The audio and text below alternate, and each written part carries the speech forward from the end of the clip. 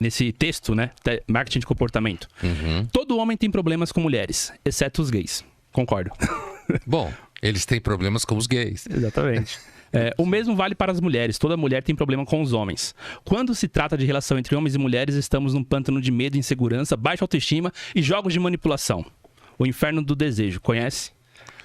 Sim. Olha, a ideia de que você tem muita manipulação nesse universo é porque você tem muito desejo alocado.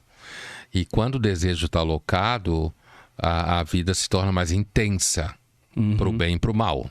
Né? Sempre pro bem e pro mal. O desejo não é racionalizável. O desejo, ele...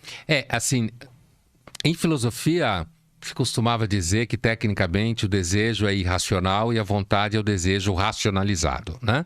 A definição de manual de filosofia. Mas, independente dessa definição, o desejo é sempre visto como uma coisa que tende a pôr você em movimento. E a direção desse movimento nem sempre é a direção do movimento que você deveria ter caso você esteja contido dentro de certas normas. Por exemplo, o desejo fora do casamento. Por exemplo, é um caso clássico disso daí. Então, nesse universo há de fato muito sofrimento, né? Esse inferno do desejo, inclusive, eu não sei se quando eu escrevi esse texto eu estaria pensando nisso, mas me lembra muito um conto do Nelson Rodrigues, chama-se O Inferno, e a história de uma mulher viúva que tem um filho, e ela é amante de um sujeito casado. Eu vou fazer uma versão curta.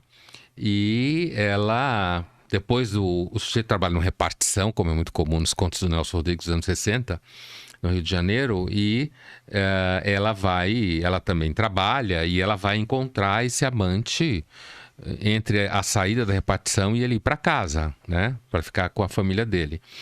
E um belo dia ela vai e ela se diverte muito, e ela não vai buscar o filho na escola, e ela fica sabendo que o filho machucou o dedo do pé, uma coisa assim, e foi parar no pronto-socorro, a vizinha levou, e aí ela fica morrendo de culpa, né? Porque o menino tinha machucado o dedo e ela estava transando com um cara casado e tal. E aí ela entra numa depressão profunda e se sente culpada, começa a encontrar com o sujeito e chorar, e o sujeito lê que ela estava querendo que ele largasse a mulher para casar com ela. E ele fala: olha, eu já disse a você que eu nunca ia casar com você, nunca ia largar minha mulher, então desista.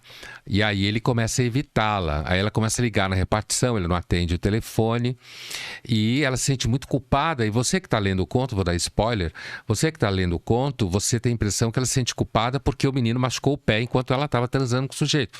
Só que a culpa dela é pior que isso, porque a culpa dela é de que ela nunca teve tanto prazer com o pai do moleque, seu marido falecido, como ela tinha com esse amante. Mas isso é normal, né? O Nelson Rodrigues retratar o sexo fora do relacionamento como conjugal, mais, sei lá, prazeroso. O Nelson dizia que todas as grandes qualidades que a mulher ama no amante, ela detesta no seu marido. Né? O Nelson dizia isso. Muito bom. Então, no final da história, o que acontece é o seguinte: o menino vai até ela e ele fala pra ela: olha, você tá chorando, deprimida e tal, eu sei do caso que você tem e tal. Você não precisa ficar desse jeito, não precisa ter essa vergonha toda.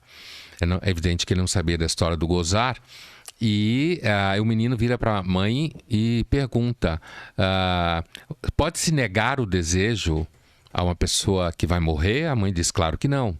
Aí ele vai até a repartição, espera o sujeito sair. Quando o sujeito está esperando a lotação no ponto, ele aborda o amante, se apresenta, diz quem ele é e pergunta para ele: você pode negar o desejo de uma pessoa pouco antes dela morrer?